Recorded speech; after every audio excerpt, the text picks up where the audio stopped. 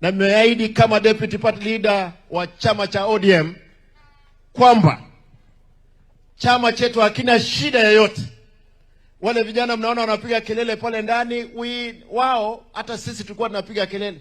Mtu peke yake alisimama kama alikuwa anataka kiti ya party leader wakati mheshimiwa Raila Amolo Odinga alikuwa hai Kasarani, ni mimi. Kwa hivyo mimi ndio the second in command katika chama cha ODM. Wananchi msikuwe na wasiwasi.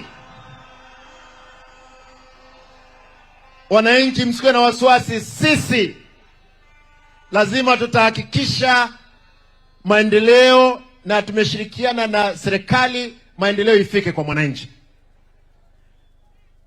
Wale ambao wako na wasiwasi, wale wengine hawana agenda, hawana nyota. Sasa nyota imefika hapa. Tunauliza wakuwe na agenda, wakileta nyota maendeleo mengine